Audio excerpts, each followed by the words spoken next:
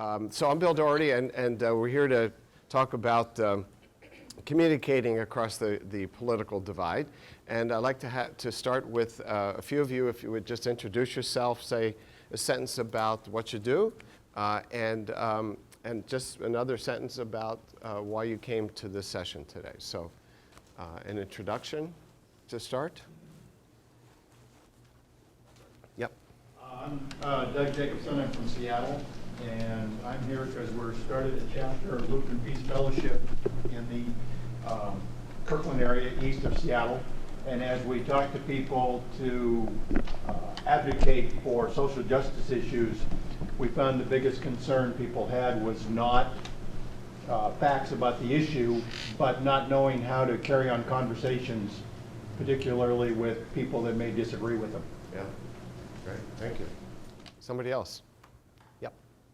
I'm Maureen Reed. I was the executive director of the Nobel Peace Prize Forum a few years back, and I'm a Peace Prize Forum junkie, and am interested in the role that Peace Prize winners can play in helping us see the humanity and the foibles of humanity as they go about their work, and particularly interested in this topic because I don't believe that I communicate well across divides, and I am often with groups where that is also true.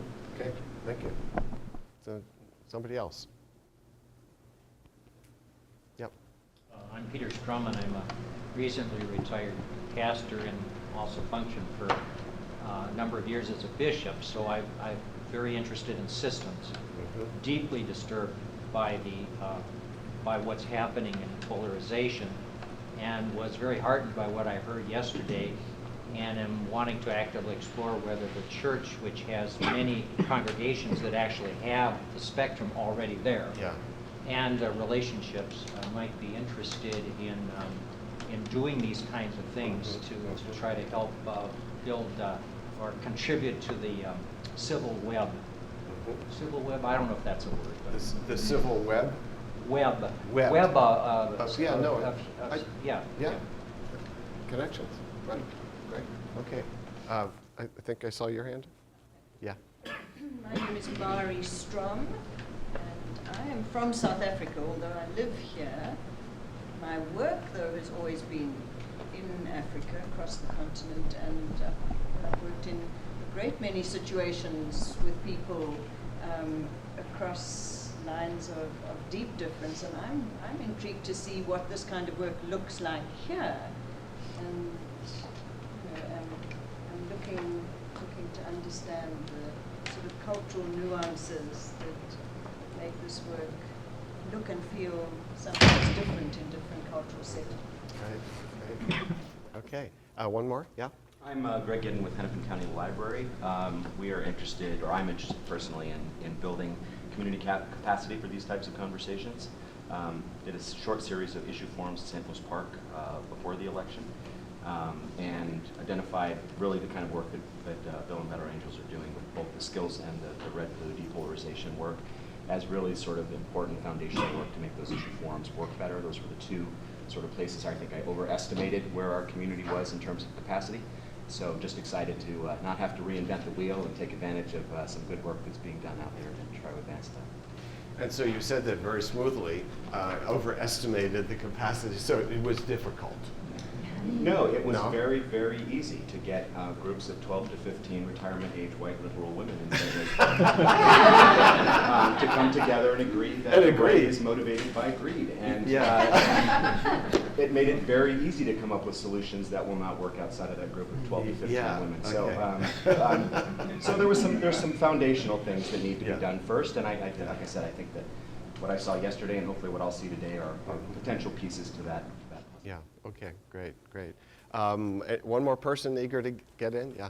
So, I'm Bill Adams, and I live about 205 miles northwest of here, up in the Fergus Falls, Minnesota area.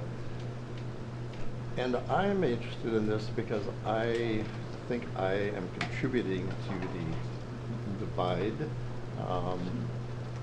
I'm pretty much polarized on one side. So I'd like to learn how to bridge that divide. in my own family and with people who I know are on the other side. We tend not to have the conversations anymore if they are difficult subjects. There's so many difficult subjects these days, it seems to me. So I'm hoping that I gain some of those skills for my own sake, for my sake of my family, for the sake of some of my friends, and then ultimately for the community.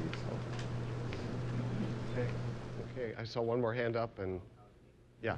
So my name is Christian Evans. I've been doing a lot of work for the forum for a long time. I'm a student here, and what's really interesting from the perspective of being a student on this campus is, Minneapolis is very liberal, and Augsburg, within that, it's probably even farther to the left. And I worry that we've created an atmosphere that demands inclusivity to a level that if individuals do not share that level of inclusivity, then they are shunned out. So almost a so inclusive or exclusive kind of mentality. And so I worked with Bill to kind of recruit students to participate. So everyone that participated yesterday, I had talked to and recruited. And it's very hard to get Augsburg students who identify with the right here because they don't feel that their opinions are valued on campus. They fear that they will be ostracized. That was something that I heard from multiple people was, I don't want it to be known that I identify this way by the people on campus. And so, that's kind of a scary idea that, I can be in a place that ideologically agrees with me, but there is still a group that feels they're not being listened to, that feels that they are shunned, and that doesn't create a healthy environment for arguing or healthy debate or something like that. And so that's why I think this work is so important. And I did see your hand up as well, so go for it. Yeah. My name's Kim Olstead. I live here in the metro area. I do a lot of interfaith dialogue, but then I also do something called Respectful Conversations, where we do go with the issues. And I'm especially interested in this morning because often if we do a political issue, it's not just about the conversation, it's about the tips and the tools and how can I sit at the Thanksgiving table with other people and be able to relate to them. So we need to add some of those tips and tools to our work for sure. Great. Okay, very interesting group that we have assembled here today. And I'm going to, at some point soon, be giving you a handout that will guide you through the rest of the morning. So my goal with you is that you leave with some more knowledge about what it takes to have constructive, non-polarizing conversations with people who disagree with you politically, and some skills in having these conversations, and maybe a bit more motivation to have them. A lot of times people who come to these workshops, part of what some people struggle with is, do I even want to talk to some folks? So some knowledge, skill, and maybe in some cases a bit more motivation to have these conversations in one social network. The focus here is going to be on talking with people that we have some relationship with. So not, somebody who you care enough about and respect enough to want to have a serious conversation with. What I'd like to do is with you is I'm going to be presenting an orientation to this, some attitudes to bring, and then a first set of skills, and then you're going to practice those skills in pairs, and we'll debrief about what the practice is like. We'll move on to another set of skills, and we'll debrief from that. Then we'll do some finishing up. We'll take a break along the way. So after a presentation part of this, it's going to be pretty active engagement in doing some practice. I want to ask this question, which will be important for me in setting up the practices. I had the sense from yesterday that most of the people who came, and then there's some new today, are probably on the more liberal blue side. And I'm interested in whether anybody here, and I'm asking for the sake of the practices, it'll become clear, if anybody here identifies on the Republican conservative red side, which means that you might ordinarily vote for Republicans, and when somebody says, are you a conservative, you say yes, or that's the part of the political terrain that you occupy. So anybody in that camp? Great. Good. Thank you. I'm glad you're here. And so I have when we get to the skills practice, Mari's going to be your practice partner. So thank you. Glad you're here. So what I'd like to do then, if somebody could help me with a handout here. So if you could help on that side. If you could help on this side. And just to kind of get us warmed up as the handout's coming around, in your experience, how do these conversations often go in your life when you're talking to somebody who maybe a family member, friend, the Facebook conversation? What often happens in these conversations? So let's just whet our appetite for why we're doing this. So in quick fashion, because somebody called out, how does it often go? How are the Twins doing? Yeah, you just changed the subject, right? Yeah, do you think the Twins are going to make the playoffs? Okay, by the way, those of you out of town, that's always a question that Minnesotans who want to change the topic do. What else happens when these conversations get going? Excuse me, I have to leave. I have to go check the turkey. I have to go check the turkey. Okay, so it's just like, I just can't do this. Another way in which it goes, other than get out of Dodge. Getting angry, kind of escalating. Yeah. Yeah, what else? Yeah. Kind of like nod your head, but not actually listen. Nod your head, but not listen. That's a good one. Yeah. Seems in my experience in family discussions, usually both sides fairly quickly say something general that reaffirms their opinion, but doesn't dig at the other side too badly. Mm-hmm. But you get to those kind of generic statements within about a minute, because you know that if you keep going, it's going to totally explode. Okay. So you never get to any depth. Yeah, so it's like, well, we sure have problems in this country. Yeah. Or Right. There's something, yeah. yeah, it could be. I hate your person that you voted for, but that's life. That's life, okay. Okay, that's life, okay. Wrap it up. Let's wrap it up here and pass the potatoes. Yes. I've worked a lot with depolarizing work, and so many times I work with the core emotions in the room, including with family, to engage and kind of go to the emotions and not the theoretical, and engage what's occurring, and also try to establish some level of safety, emotional So safety. where are you going with so the question on the floor is I'm really looking for what goes wrong. What's hard about this? What's hard about this is once polarization takes root, it's an escalation. Yeah. It's So an escalation, and often it's no goes. longer about whatever it was about. Right. That's right. Okay. So everybody have a handout? And if anybody comes in late, if somebody over there can make sure they take one, okay? And then make them sit in the front row when they come in, okay? Okay, so goals for these conversations. These are the goals that I'm proposing. That you would learn about the perspectives, feelings, and experiences of someone you care about who differs from you politically. That you have a sense of satisfaction about how you conveyed your own perspective, feelings, and experiences. So not just do I understand and listen, but did I feel that I got my point of view. And the reason I'm emphasizing that is some people who attend these workshops are really good listeners, but they feel that they don't actually get their own viewpoint out. Okay, and so it feels like partial conversations. And so there are going to be skills about how you say what you want to say here, as opposed to just listen. And that you discover some common ground if it's there. Expectations to abandon, 3 of them. That you can persuade the other person to change core attitudes and beliefs. That facts will be agreed upon and logic followed consistently. and that your conversation partner will match your openness.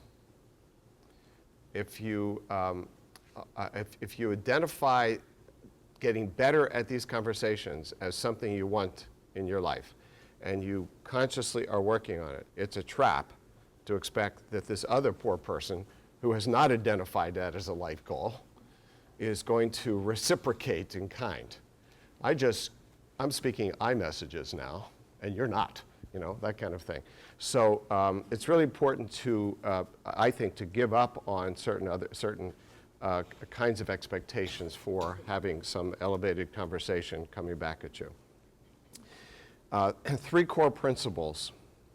Respect, curiosity, and openness tend to elicit the same from the other person. And there's lots of social psychological research that supports that. For those of you who were here yesterday, you saw that in the group who was meeting, that when people, when one side gets humble, the other side tends to get humble too. The second core principle, everyone needs to save face. No one is portrayed as stupid, blind, narrowly self-serving, or bigoted. It's a lot of digging in is about not losing face when the other person basically says, I can't believe you think that way. When that message comes across, I'm going to lose face here, and I'm going to dig in. And so in this work, there's a way of holding the other person with respect so that they, even if you think at this moment, on this topic you are ignorant, okay? Nobody likes to be treated that way. So everybody saves face in the conversation is the goal here. And third is most people in a relationship have some common values and concerns that can be unearthed. And as we go through this, we'll see that often those are in the areas of aspirations and goals, if not on policy. So there are going to be 4 skill domains that we talk about: setting a constructive tone, listening in a way that the other person feels heard, speaking in a way that helps the other person hear you, and handling difficult moments. And we have the difficult moments in there because if you don't have ways to get out, if it goes really badly, then it can be tempting not to get in. So 4 cautions before we start on the skills. Timing is key. Start at a calm moment and not after someone has fired off a verbal shot or is in mid-rant. If the locomotive is charging down the tracks, this is not the time to be at least trying to learn the skills with somebody. Second, only try this approach with someone you think might want to hear your point of view. So if you have a cousin or an uncle or somebody who never in your entire life has indicated any interest in your perspective, that would not be the person I would try this out on first. Third, practice one-on-one first. Group conversations are harder. So some of the examples were about the Thanksgiving dinner. I wouldn't try this until you get really good. And in fact, these skills here, we'd have to have another set of skills which were about group conversations because those are really difficult. It only takes one person to melt down and it's all gone. So these skills are primarily oriented to one-to-one conversations. And they're not intended for use online.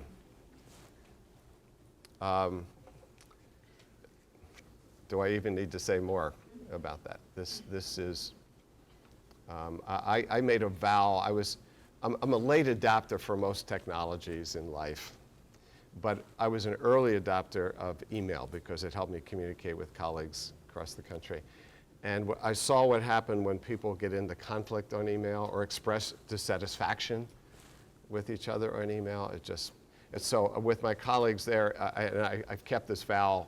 It's my entire career since the 1980s that I never do conflict. I never do negative emotion online in social media, and ever, never a negative emotion, not even frustration, not even disappointment. I pick up a phone or I talk to somebody. So, so these conversations do not lend themselves to online. Okay, so that's the backdrop. So let's launch into skills. And I'm going to outline the skills, and then I'm going to give blue examples and red examples of what a blue might say and what a red might. So red, in Better Angels, we just decided to say red and blue because if you say liberal, you have people on the left say, well, I don't identify with a liberal, I'm a blah, blah, blah, or I'm a socialist. And if you say conservative, then people, well, no, I'm a libertarian. So anyway, red and blue is just our standard nomenclature for you leaning left or you leaning right. Okay, so tone setting. You can let the other person know that you want to understand other perspectives better. So the example, I'm finding myself curious these days about the views of people who are different from the people I tend to hang out with. So Christian, your comment earlier, that would be a way into a conversation with somebody who is conservative. Here at Augsburg, I don't get to hang out much with people who are conservative, so I'm trying to learn more. This is rather than, so tell me what you think about immigration. Okay. Where are you on this? Why am I engaging in the conversation? Another one is to ask permission to pose questions. Can I ask you something about politics and your views on something? Or like to an out-of-town relative, which I did to, I have a couple of in-laws that I practiced this stuff on last year and said, okay, that worked well, so I think I need to write that down. So it was an out-of-town relative. And I said, can I ask you what people in your part of the country are saying about what's going on in Washington these days? Or actually, it was a relative I followed up with it. We had a political conversation 6 months ago. Holidays came up. So any updates about what's going on in your part of the world related to Trump and now that he's in office for a while? What are people saying? And then we got into it, and in terms of him kind of reporting and then where he is right now. Acknowledging your general political stance, liberal, conservative, et cetera. So saying to somebody who may not know, but who may be, as you may know or probably know, I am liberal Democrat, conservative Republican, and so that's the perspective I come from. What's the advantage of naming the perspective you come from as you get into a conversation about politics with somebody who you believe differs? What's the advantage of naming where you come from? If you wait until the right moment, it's too late. I mean, you need to be honest and upfront, open to what your perspective is right from the start. Otherwise, they'll feel sandbagged, or they'll feel like... Well, yeah, particularly if they don't know. That's right. They could feel sandbagged later. And even if they do know, and by the way, none of these are rules that you have to do this in every conversation. But even with, say, a relative who knows where you are generally, what's an advantage of saying, I come at these things as a lifelong Democrat, as you know? What's the advantage of that? Also, it says, look, this is me. Mm-hmm. What about you? Mm-hmm. Yeah. Just creates the space for that person to claim their point of view. Yeah, and without defensiveness, without, I think of these in some ways as like interfaith dialogues. And people who do those well say, well, I'm coming at this as a Christian, as a Hindu, right? So this is my background, this is my perspective. And it kind of signals, I'm not trying to get you to change yours. If you say you're a Christian and I'm Jew, and I say, well, I'm an Orthodox Jew, and so this is how I look at these issues. Okay, so we've just established that we may have different backgrounds on this. The fourth one, and now this is harder, offering something critical of your own side and crediting something positive about the other side. This is where I start to lose some people in the workshop, by the way, so we'll see. So blue example. And by the way, these examples I just wrote up to exemplify the skills. I don't want to debate with anybody about my examples. And I say that, when anybody says like something I just said, it happens. So there'll be some things like a blue healthcare comment, and then somebody raises their hand and wants to debate with me about that. No, this is just an example of the skill. Okay, we okay on that? Okay, so a blue example. I think that Democrats have been out of touch with a lot of people in rural communities and Rust Belt towns. Trump picked up on that. Okay, a red example. I think that conservatives can sometimes come across like they don't care about minorities. Liberals have done a better job of connecting with minority groups. Okay, actually, for those of you here yesterday, these came out yesterday in the red-blue groups, right? So, a tone setter, early particularly, but at some point in a conversation, to offer some self-criticism of one's own tribe and credit something, it has to be genuine on the other side. What's the advantage?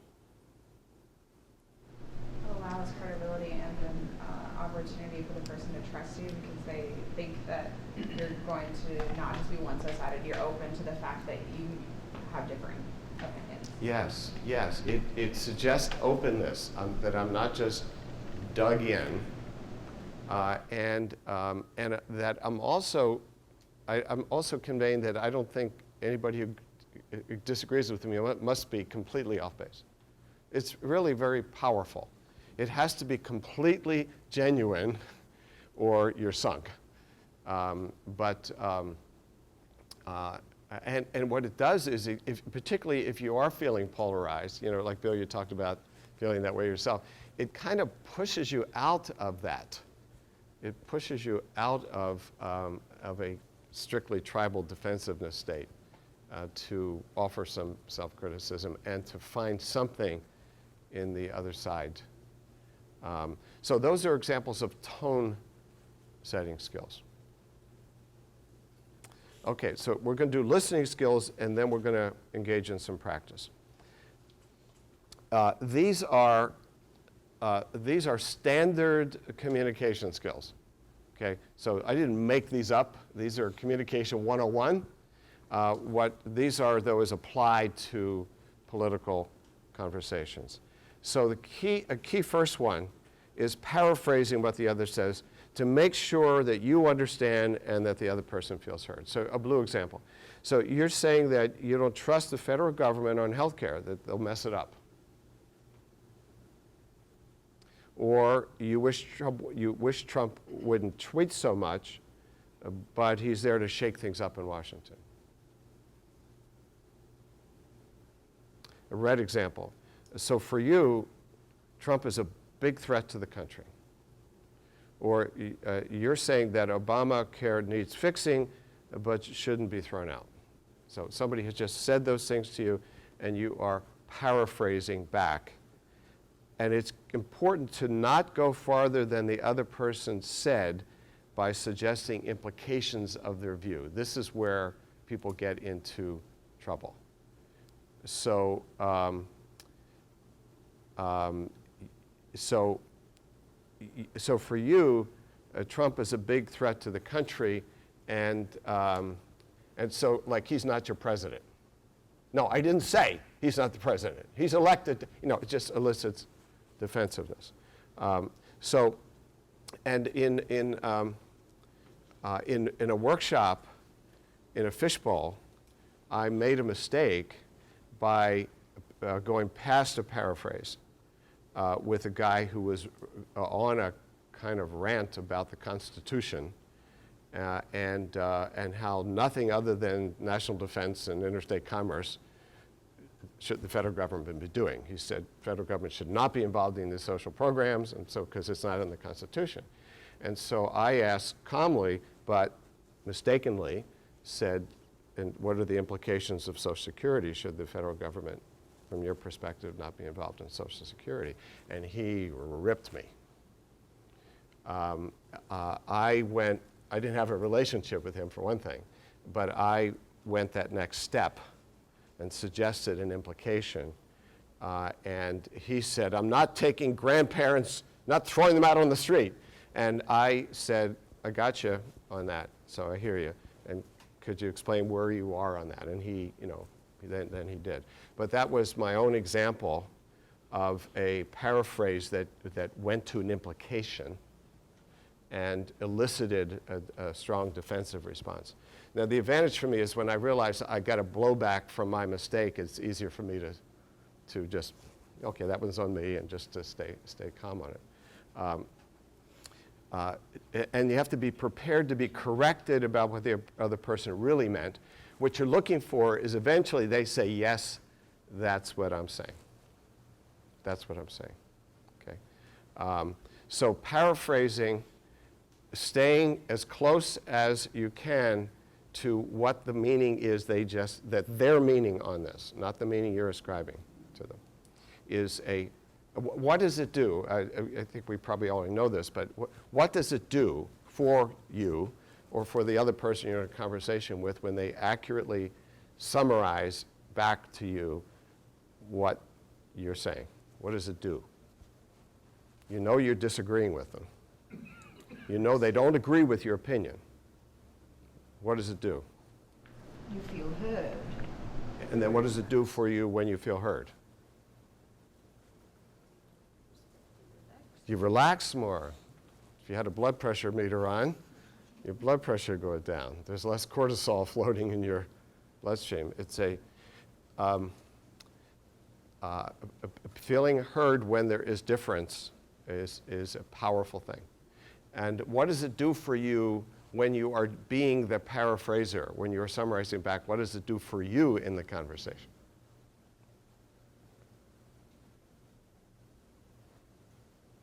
Puts you in the other person's shoes momentarily. Puts you in the other person's shoes momentarily, and yes, and that means you're not just in your own shoes at that moment. It gets you out of being dug in.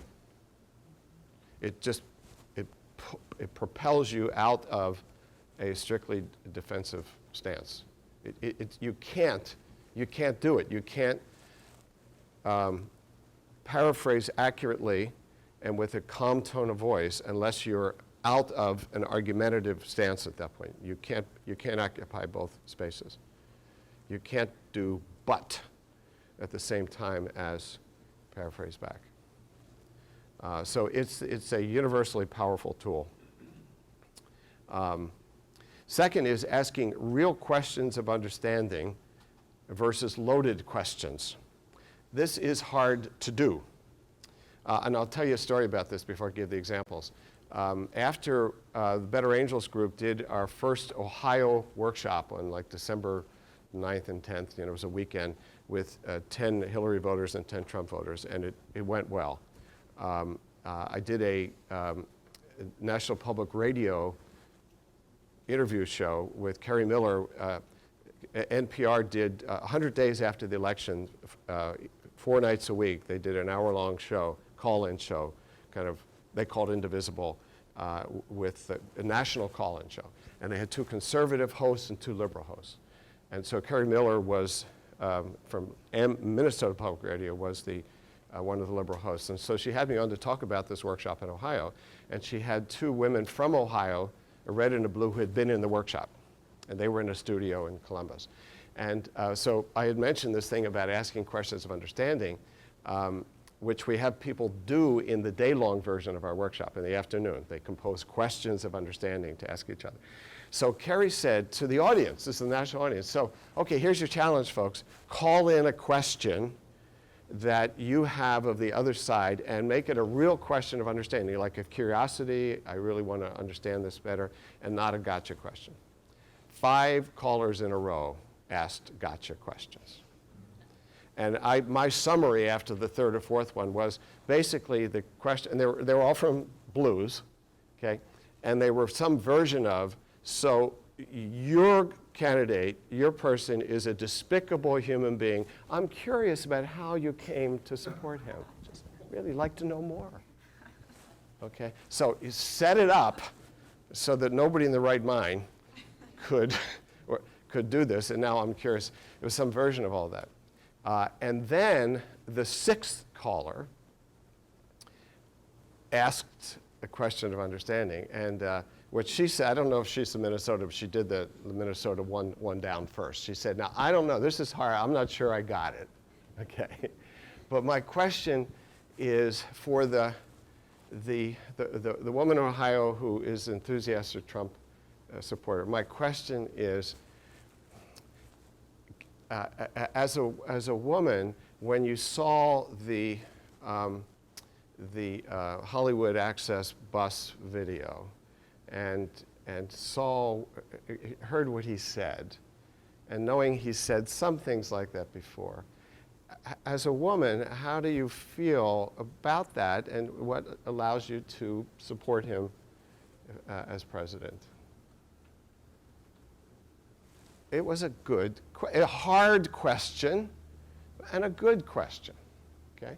And then that was the one that Carrie Miller allowed that person to answer. None of the other questions, she never even handed them over, which you shouldn't do. You know, if it's a loaded question, you shouldn't even turn the microphone over to somebody because you just handed them a hot potato, okay? Because they're going to disagree with the premise. And then what the woman in Ohio said was, I really did not like what he said there, and he's got some attitudes towards women that I don't like. However, I think that his policies ultimately are going to be good for women in this country. I admire his daughter, and I'm pleased that he's put her in positions of power. From what I've heard, he's had women executives at his organization. So the parts of him I don't like, but overall, I think where he's going is going to be good for women in the country. She said, I'm a single parent, and I've struggled financially, and I just think he's going to help the economy. He's going to help me and other women like me. So you don't have to agree with that, but that's a rational answer to a reasonable question, in my opinion. Okay, so these are hard questions. In fact, in the workshop that some of you saw yesterday, where we had Reds and Blues together, in the fishbowl, where we have one group in the middle and the other group on the outside, originally we had people from the other group compose questions of understanding and write them down. And then they would be passed to the facilitator, and we would ask some of those questions. We abandoned it because hardly anybody wrote questions of understanding. They were gotcha questions. And so what I realized is I had to keep changing them. I had to edit them so bad that you could hardly recognize the darn question. And what we realized was that a 5-minute explanation that we were giving to people about what a question of understanding is wasn't enough. So in the full day workshop, in the afternoon, we actually have the Reds and Blues in separate groups compose questions of understanding for the other side and curate those questions.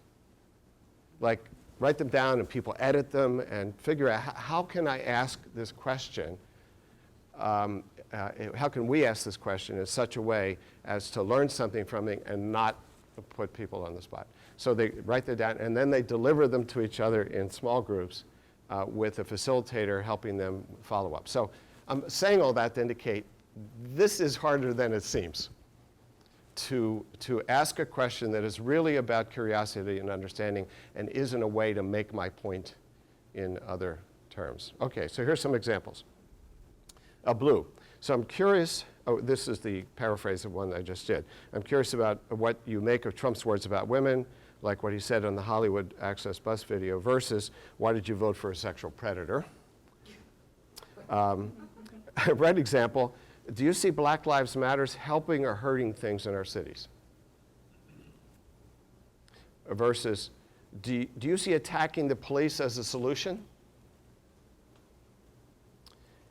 It can be helpful to ask how the other person came to their view on an issue, especially if it's strongly held. So blue. I'm interested in how you came to see the federal government as more the problem than the solution. Or red. I'm interested in how you came to believe in single-payer health care. This acknowledges the experiences behind the other person's views. So this is, when people feel passionately about something, there's usually a story behind it. And you can ask for the story. You can say, you feel strongly about this. And I'm curious. So somebody, as we heard from the red side yesterday, among conservatives, there is often a real distrust of the federal government, federal authority, it feels like control. And it can be valuable to ask somebody, how did you come to that? And then you get stories, such as somebody in business, this woman who was really, really opposed to affirmative action. Well, the story behind that, she runs a small business that contracts with the government, and she said she's got a list of 50 categories that she has to fill, and it just drives her crazy. And it seems, and some of the categories are folks way different than affirmative action started out with in 1965, and it just feels like completely limiting of her flexibility in her work. Okay, there's a story there. There's a story there. So asking real questions of understanding. Third is listening for underlying values and aspirations and acknowledging them. So a blue or red example is, I'm getting that for you. Fairness is a big issue when it comes to immigration.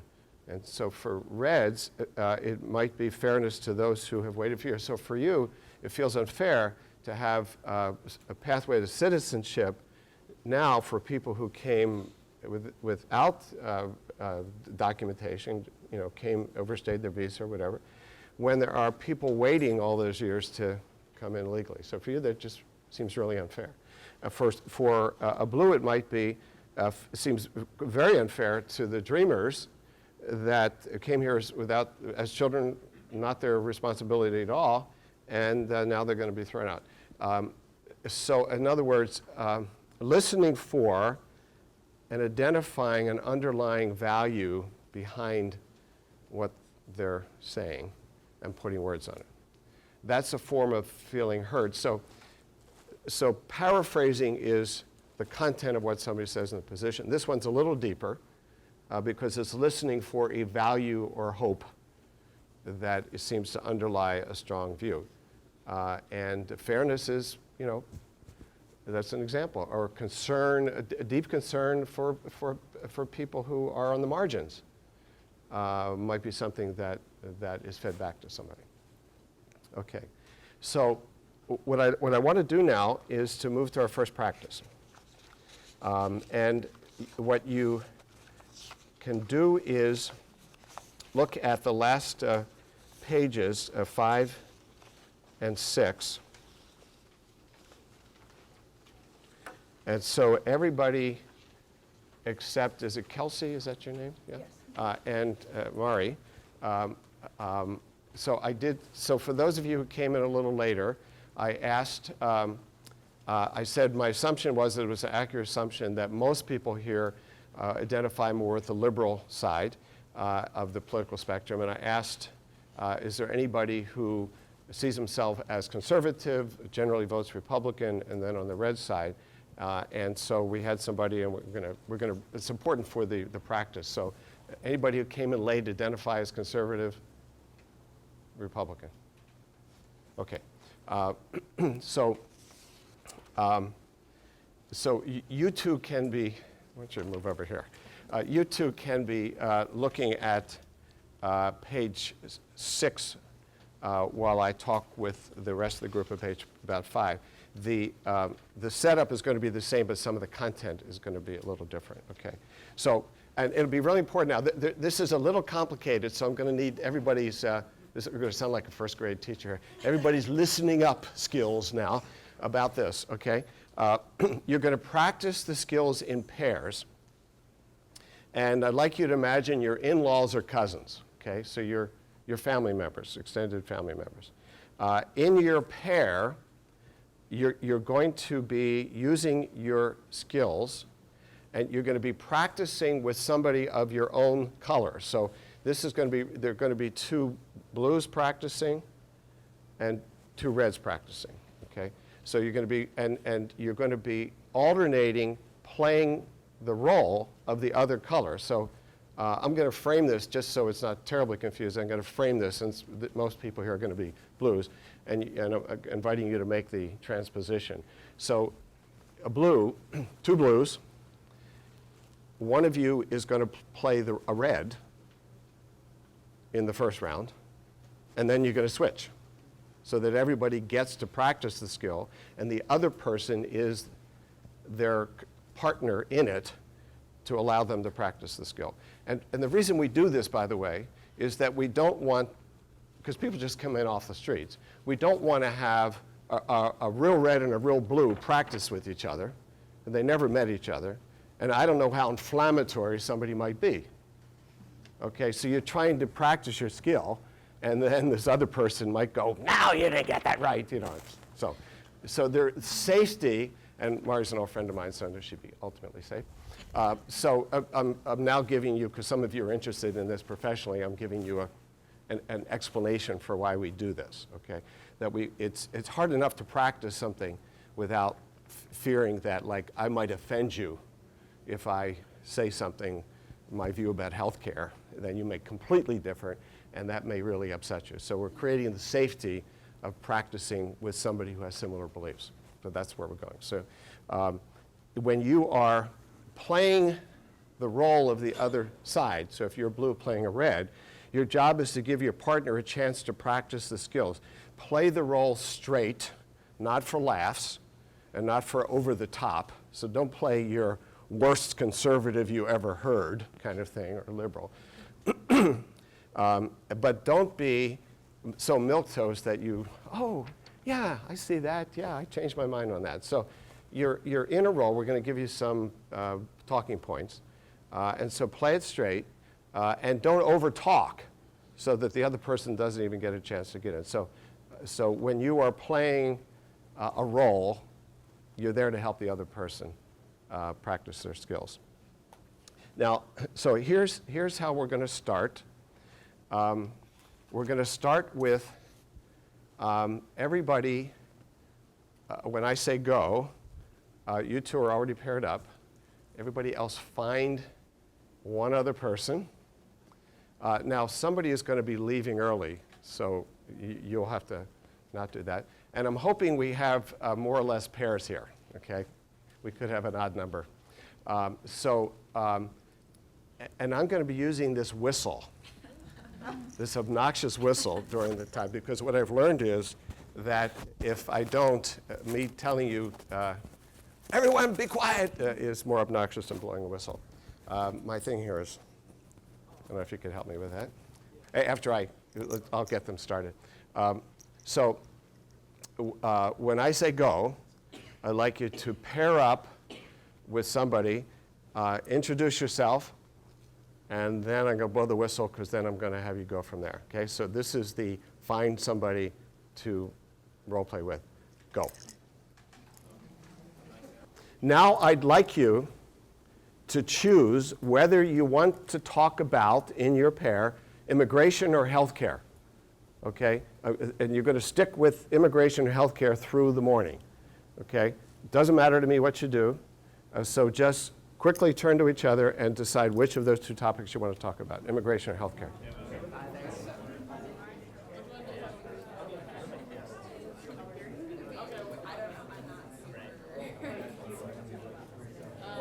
Which one do you think? Okay, do you got it? Okay. Yeah. So you choose one of, yeah. We don't have to role play. Can we just be ourselves? You can be yourselves, yeah. Okay, so does everybody have a topic? Everybody's a topic? Okay, great. Now, I'd like you to look at the talking points on your page when you are playing a role. When you're playing a role, so if you're blue playing a red, these are your talking points. If it's immigration, you support the wall and sending illegal immigrants home because you think it's unfair that people come here legally, take American jobs, and commit crimes. Or in healthcare, if you're red, you believe that Obamacare has raised premiums astronomically and started us on the road to government-run healthcare, and you don't trust anything the federal government does except run the military. Those are your initial talking points. You can expand on those. As an aside, the reason we gave people talking points is we found out, doing these workshops, that people didn't have a clue about how to actually describe the other side. So when I just said, well, do a red healthcare, I don't know what to say. Build the wall, and then they shut up. So these are some initial talking points, but you can expand on them, okay?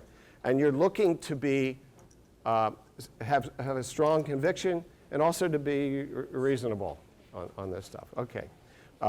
So everybody with me now? Okay, the next thing I'm going to do, so I'll need somebody to help me with this. Every pair should have if you could help me with, every pair should have a red and a blue card.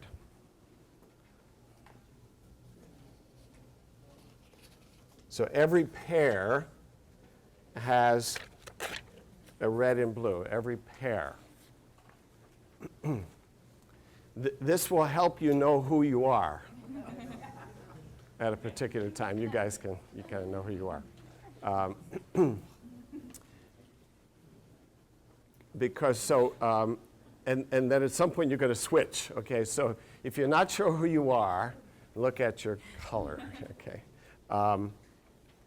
Okay, so so you guys are gonna do your thing here as your real selves. So I'm going to give the directions to the others.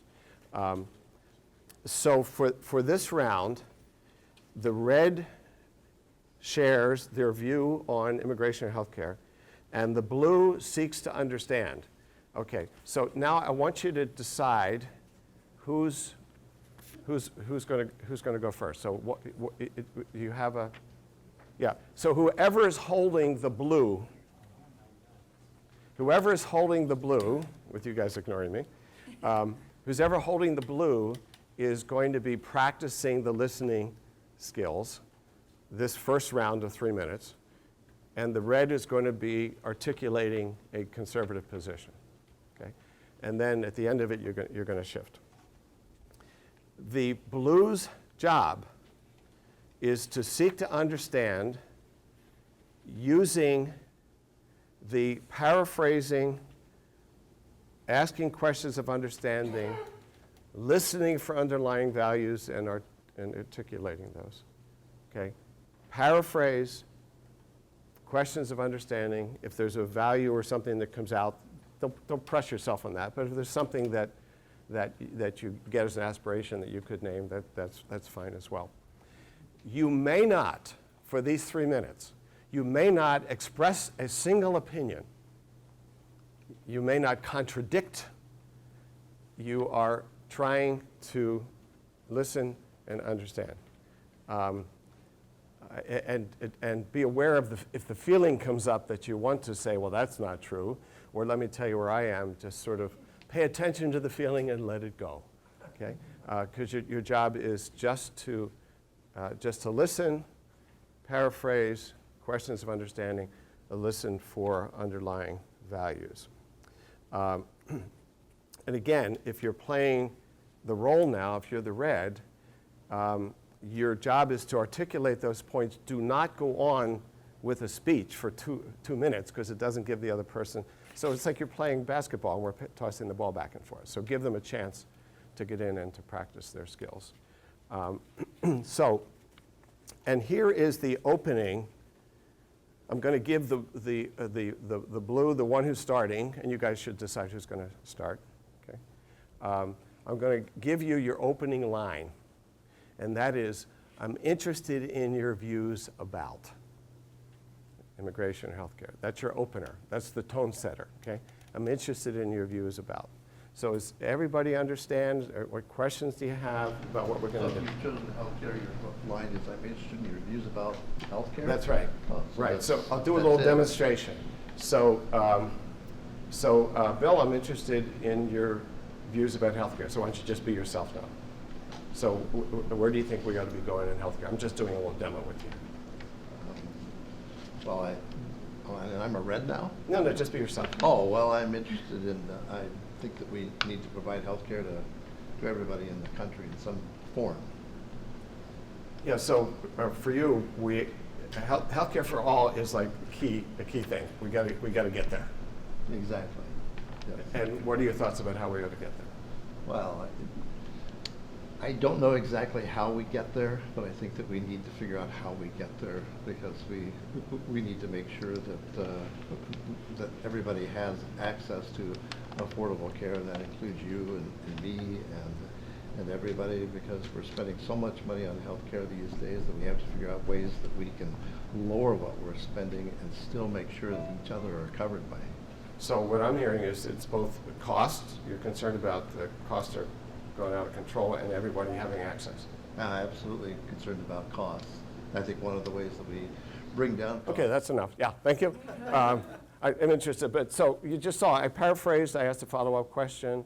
At some point, I could ask him why this is really important to him. So I'm just going with the flow to try to understand. And for that, in that mindset, I'm not at all thinking that if I'm a red, like, how are we going to pay for this, and it's going to be government control, all the stuff that might be in my mind at the moment. I'm not going there. I'm trying to understand this person and his thinking about it. Okay, so has everybody got what we're doing? You have the blue's going to ask that question. I'm interested in your views on it, and you're going to have 3 minutes, and I'm going to blow the whistle, and you're going to stop immediately, okay? Right, like in mid-sentence, and then you're going to shift. You ready? Go. Same and that they don't have to. But I have a hard time.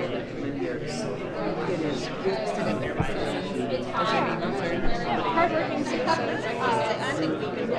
It sucks, and I know our country's built off of immigration, so it's important that we have laws and rules in place to regulate who's coming into our borders.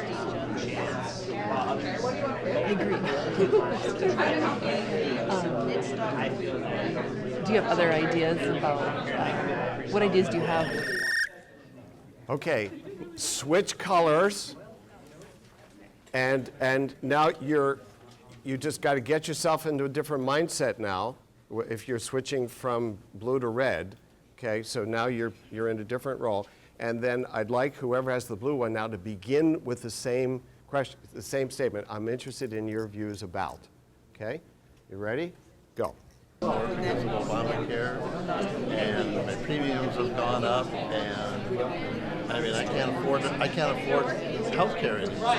So I don't think that the government has done anything to make health care better. They made it more expensive, and they destroyed my relationship with my doctor. So that's what I think about health care. So we got to get government out of health care. We got to get back so that I can have some affordable premiums. We got so close to being there, and what we've had in place with Obamacare is just so unfair in terms of the weight it puts on people in terms of having to be forced to have coverage, and what kind of coverage, and so I'm just upset that the legislation didn't go through. So the anxiety or frustration that you feel about it not moving forward is a very real thing for you. And you mentioned a minute ago that you felt there were aspects of that GOP legislation that actually would have improved things. Oh, absolutely. And what, That'd be, okay. Shh. Okay, that even bothers my ears when I do that. Okay, so now we're going to just debrief for a few minutes, and then we'll be taking a break. And so the first question is what went well in that practice? Either you can feel free to say what you felt you were felt comfortable doing. You can also say what your conversation partner did that seemed to be a good use of the skill. So what went well? I think the most important thing is establishing respect for each other. That's the most important thing in any of these conversations. And how did that happen here in using the listening skills? Well, it was pretty difficult to be a red with a blue soul. You know, that's what we found. So that's, so, okay, so we're gonna not get into what was difficult at the moment. Right now, it's the question on the floor is what went well? Well, what went well for me is that I had to figure out what he had said so I could paraphrase it. Okay, you had to really listen. I had to really listen and sort of figure out how to say that back, so. Yeah. Or how to say it back without interjecting an opinion. Yeah. So you had to listen more carefully than otherwise you might have, yes. A little bit different, but also listening to learn and not to respond, which is a very hard thing to do. But it was that went well because you had to really focus on what they were saying. Yeah, with the responding ruled out by the rules of the exercise, then you can just listen to learn. So I found myself as a blue asking a red running out of questions, and she reminded me of the one asking about kind of, you know, where are you coming from, or, you know, how does this issue impact you personally? Yeah. And I think that was very effective to me because so often we get into this, or so often I feel people get into this idea of, you know, these are grand sweeping arguments, but they are issues that impact people on a personal level. And, you know, immigration, you know, we have all in one way seen that. And so to connect it personally, I think really made the other side's argument resonate more. Okay, you really took it in, you appreciated where she's coming from more. Okay. What else went well? I found that the listening that Kevin did enabled me to start unpacking why I was articulating this position. Yeah. And so I found that it was not just being parroted, but it was picking up maybe some critical things that would help me to go further in what I was saying. Yeah, to understand your own views better. Yeah, interesting. Yes. So as part of the exercise that Katie and I did, I was like her uncle and she was my grandma, and kind of imagining that and like finding the love that you still have. And we both referenced in our conversations, like, I'm just looking out for your safety, and having that emotional aspect was really helpful because then it regrounds you in like these are personal issues, and you do have legitimate rights to your feelings. How do I articulate, how do I get you to explain that to me more, rather than just be like, oh, this is emotional, like I don't want to talk about it. Be like, no, I value your emotions. And nice. Yeah, valuing the person. Yeah, when I practiced some of these with an in-law, everybody else was in the kitchen kind of, what's going to be happening in there?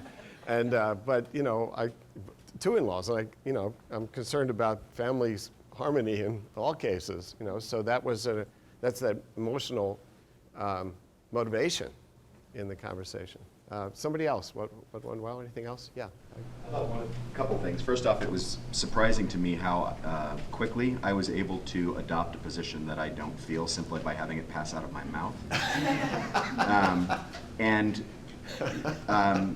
Tamara, yes, did a fantastic job, but at one point started to get a little bit expansive on the clarification question, and I immediately felt my gorge rise. So that's going to be the challenges next. Okay. Yeah. So let's. But the point is, she picked up on that, and I think because of this focus on making sure that we are clarifying rather than interpreting. Yeah.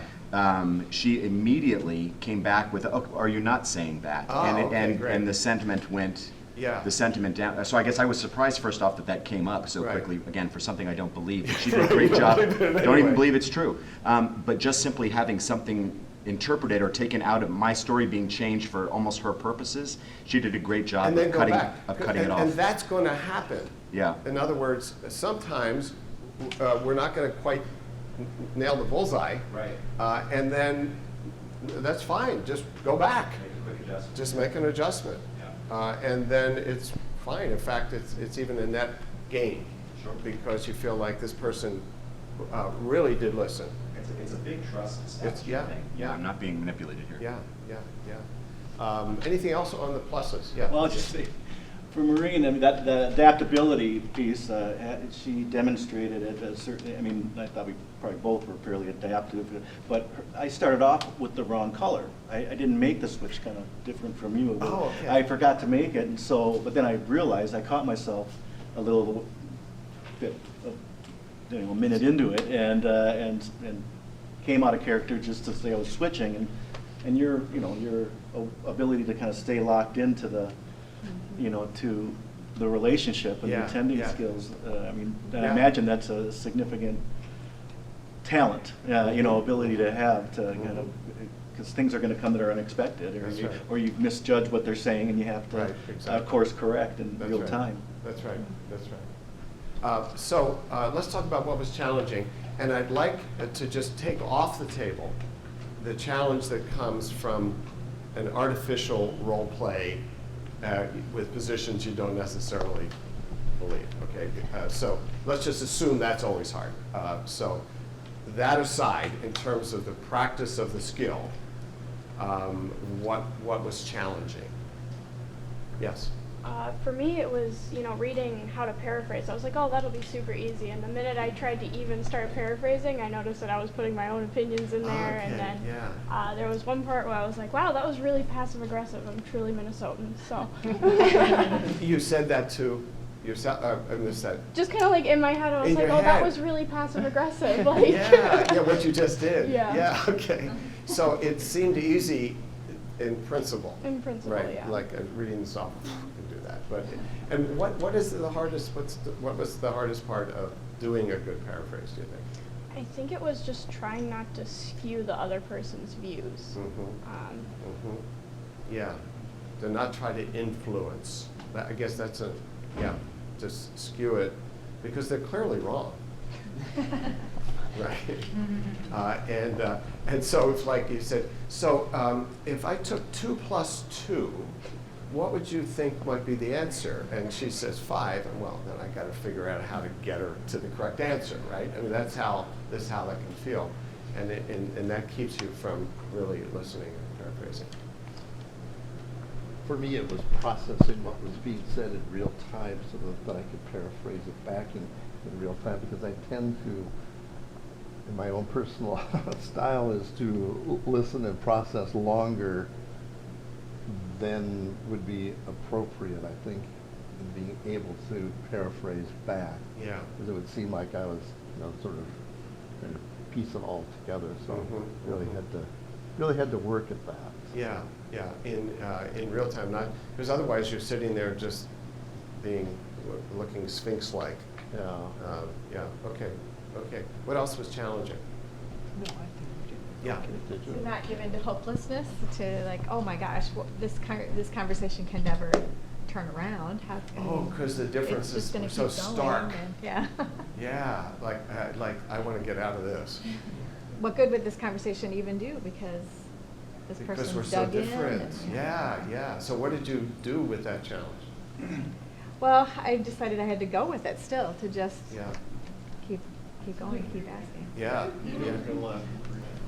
Yeah, I can get by with 3 minutes. Yeah. Well, that's really interesting. Yeah, because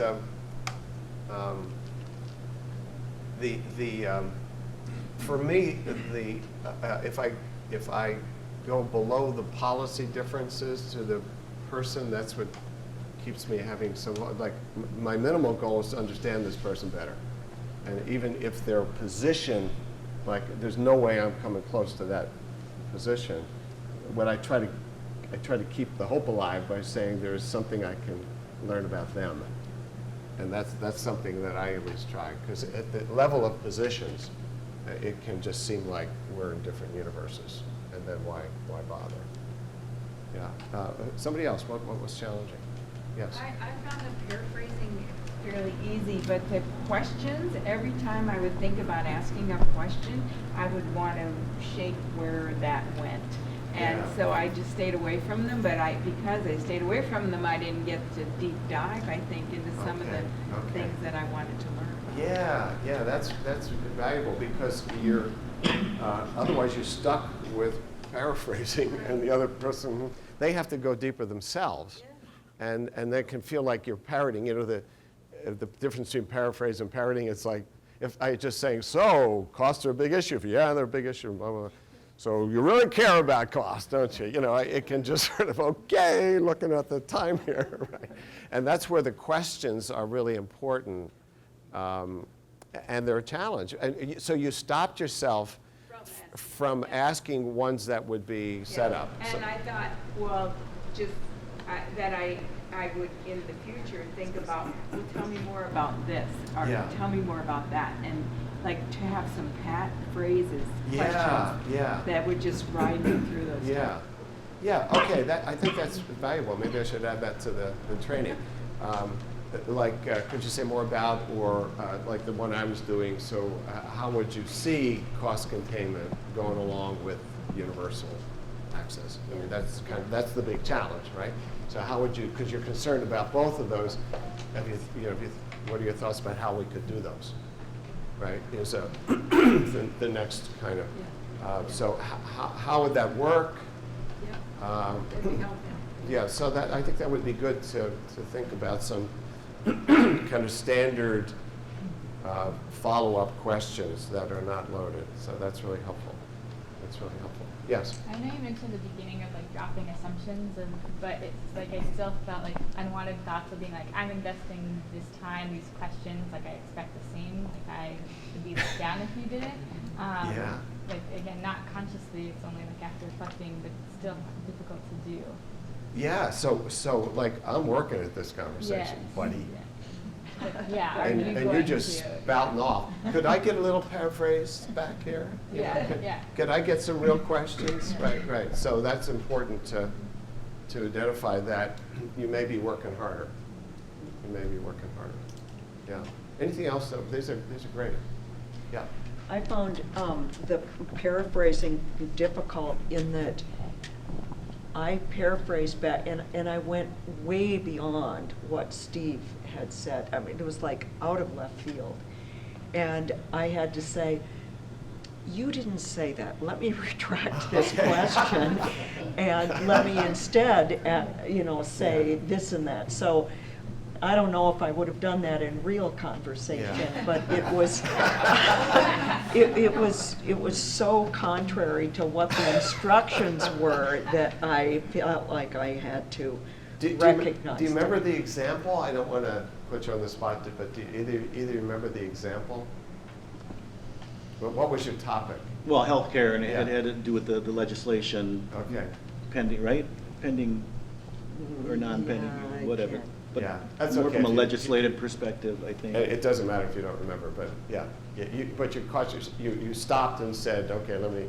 I said, I just let me retract the question. That's what I meant about her adaptability. You Yeah, didn't yeah. say that. Let me retract the Yeah. question. Instead, what I'd like to know is, and then I don't know what I said. Yeah, But, yeah. but it was like, oh, deep weeds. Get me out of here. And then the whistle blew. And then the whistle blows, as you say by the time. Yeah, well, anything else before we stop on this? I really appreciate everyone's openness on this. And maybe it's okay to be silent for a moment and to go, wow, I have to think about that for a second, and to Yeah. pause. Yeah. My partner was very gracious in letting me. Yeah. I have to think about it. Yeah. You can always do the, that's interesting, and it's okay to say, I hadn't thought about that, could you say more? So, great. So, we're going to take a 10-minute break, and then we're going to move into the expressive skills. How do you build on the listening to articulate your own perspective in a way that maximizes the chance that they'll hear it? All right, so let's take a break. Okay.